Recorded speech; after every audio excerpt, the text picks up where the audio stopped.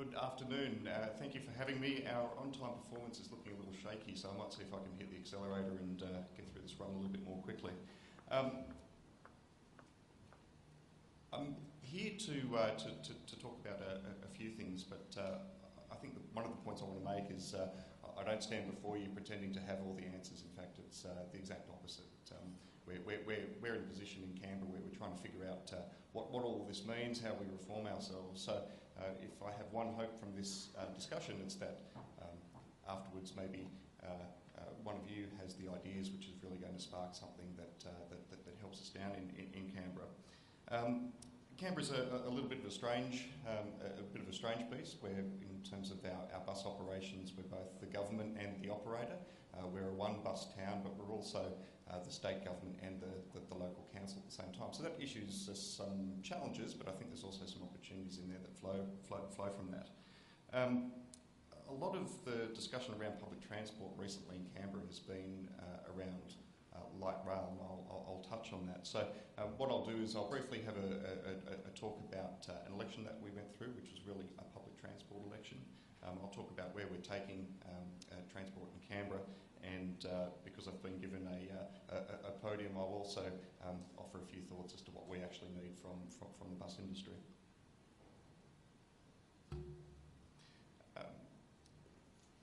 Light rail stage 1 in Canberra, for those of you who aren't familiar with it, it is a 12-kilometre route going from the fast-growing northern suburbs of Canberra down to Civic, between the Sydney and Melbourne buildings. So it's really traversing the gateway to the nation's capital. It's the light rail conversation in Canberra has been something which has been happening for a very long time. Some of Walter Burley Griffin's early designs had streetcars in the middle of Northbourne. That's why Northbourne has a wide median in the first place. But the light rail debate really didn't heat up until 2012. So this was the election that we had just before the last one. And one of the challenges that we've found in the public transport space, but it's also been one of the great opportunities for us, is light rail in Canberra has a political history, and it became a very politicised debate very quickly. So in 2012, we had the Labor Party and the Greens formed government. They agreed between themselves something called a parliamentary agreement, and one of the items in that parliamentary agreement was that there would be light rail tracks in the ground by 2016. So it was born. It was born into politics. Government proceeded with the business case and procurement stage of light rail. In May of this year, we signed contracts for light rail stage 1. It's a unique project for us. It's the biggest infrastructure project that we've ever undertaken in ACT government. So it's a capital cost of about 700 million. We've never done a PPP before, and we've never done rail before. So this is all new for us. We went through an election just a couple of weeks ago, and as I mentioned, it was a light rail election. It was a public transport election, and you had two very extreme positions being taken with regards to light rail and the future of public transport in Canberra. So at one end of the spectrum, I'll try and stay out of the politics, but at one end of the spectrum, you had a very firm position that the contracts that had already been signed would be torn up. There was much focus upon bus rapid transit instead of light rail, and there was also discussions around hospitals, not trams, what will this do to your rates and so forth. So a very kind of anti-light rail stance at one point. At the other end of the spectrum, you had a very pro-light rail debate, which was talking not only about delivery of light rail stage 1, but also building out a light rail network in Canberra, and in fact spoke about already moving to light rail stage 2, which will traverse Parliament House and go down to the south of Canberra. So you can see kind of how this played out on the streets of Canberra. Well, what happened? 2-3 weeks ago, you had the Labor Greens coalition returned, and I don't think it's put an end to the debate about light rail in Canberra, but what it has done is it has meant that light rail stage 1 is certainly progressing, And in fact, the new parliamentary agreement this time around talks about us immediately progressing with the planning for light rail stage 2.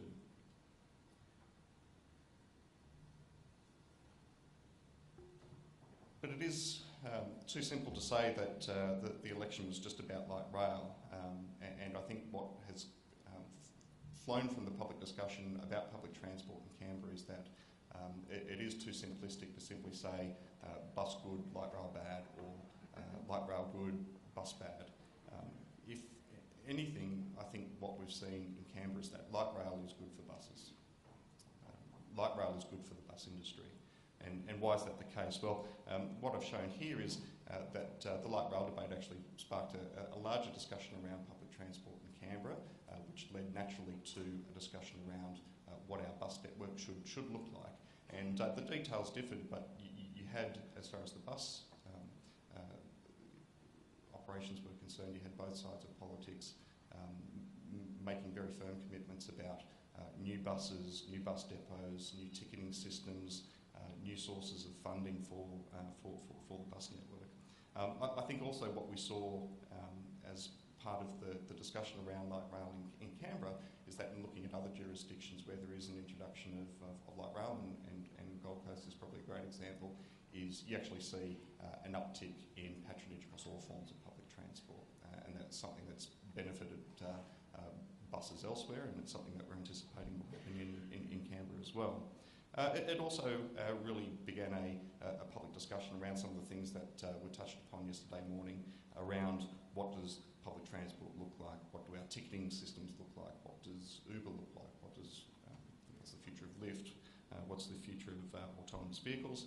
I think it's also been beneficial for us in Canberra because with the introduction of light rail, we are seeing the introduction of a new operator into our public transport network. So we've got Deutsche Bahn, who effectively are the operator in our light rail consortium. But if there is a lesson, I think, for the bus industry from our experience in Canberra, it's that whenever a debate is boiled down to bus versus something else, in our instance it was bus versus light rail, it's not necessarily always going to be the case that it's bus that comes out on top. So I think one of the challenges, but one of the opportunities for the bus industry is when we're talking about some of the new disruptive technologies that we're looking at and thinking about yesterday, be it autonomous vehicles or so forth, or new entrants into the market, I would encourage the bus industry not to turn it into a bus is good and everyone else is bad type debate, because it may well not be the case that the bus industry comes out on top. I think really, and I'm saying this with my operator hat on at the moment, we really need to embrace some of these changed ways of doing business, or we run the risk of being the taxi industry and seeing the disruption which is occurring there with the introduction of the likes of Uber and so forth. So what does all this mean for action? So if I keep my operator hat on for a moment, we're definitely going through the process of trying to embrace change. We don't exactly know what it looks like, but one thing that I can absolutely guarantee you is that in 5 years or 10 years, action will not look the same. So Action's our bus network in Canberra, for those of you who don't know. Action won't look the same as what it looks like today, and there's a whole heap of different reasons for that. We've got light rail stages 1 and 2 moving ahead, so we know that there's some network redesign that needs to happen there. The middle picture there is a public document. We had what we called an expenditure review take place. Our Treasury kindly did that for us, looking at the efficiency of our operations, and what that expenditure review found was that we're an inefficient operation.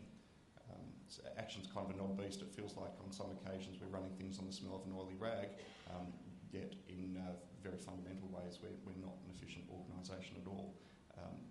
It's something that just can't keep on going forever and ever. So I think as a government operator, we know that there is reform that needs to happen to our organisation if it's to stay a public operator delivering the services that the Canberran community wants. But we also have a very strong appetite in Canberra for change. So our Chief Minister has been heard previously wanting to make Canberra the world's coolest little capital. In doing that and in looking at our ambitions, there is a strong realisation that public transport actually plays a very, very significant role in making us a cool little capital. And of course, we've got all the disruptors and whatnot which are coming down the pike. So a big project for us at present, as well as having a couple of light rail projects on the boil, is actually taking everything that's happening and turning it into a strategic plan for the future of our bus operations. I think we're in a wonderful position. As I said, we're a one-bus town. We're government and operator. We're state government. We're the council. If ever there's to be a perfect little test bed for actually incorporating and trying out some of these ideas that we've been talking about over the last day or two, I think Canberra is the perfect place. So I'm very, very open to us maybe being at the edge of the envelope, and certainly I would encourage everyone in this room, government and private sector, to bring your ideas to us, because we're certainly open to that. Finally, and hopefully I'm kind of bringing the time back a little bit here, but what do we need from the bus industry? Well, I've got the podium. In no particular order, I need electric vehicles, or I need electric fuel cell vehicles, whatever. I need them to be commercially viable, but I actually need a industry which is providing me with options in that space. So not too many people outside of Canberra know it, but by 2020, and we're already a long way there, but by 2020, Canberra as a city will be 100% powered by renewable energy. So you plug whatever it is into a power point in Canberra in 2020, and it's all green energy. That's the sort of mindset, and that's the space that we're playing in. So the next big obvious target for us, once we've hit that renewable energy target, is our carbon emissions. We don't have heavy industry in Canberra. It's really transport which is driving all of our carbon emissions, and the obvious place for government to look at is our bus network. So what I really need sooner rather than later are some commercially viable electric or hydrogen fuel cell, or whatever the case it is. But I need those options as soon as I can. I'll probably need some smaller, medium-sized buses. I think we need flexibility in our fleet to match the flexibility that we'd be looking for in our network. But I also need just the absolute basic fundamentals to continue. So I need continued build quality in our buses. I need good, useful lives. I need competitive pricing. I need timely delivery, all that kind of good stuff. I need manufacturers to continue to understand that they're our prime contractors, and to appropriately manage the whole relationship between manufacturers and the coach builders. On the government-to-government level, one of the things that has struck me is that if I talk to colleagues in other jurisdictions, they might be planning trials that we're also planning in Canberra. I think there's really an opportunity for us to pull our thoughts and pull our resources together a little more, so that we're making the best of the resources that we have.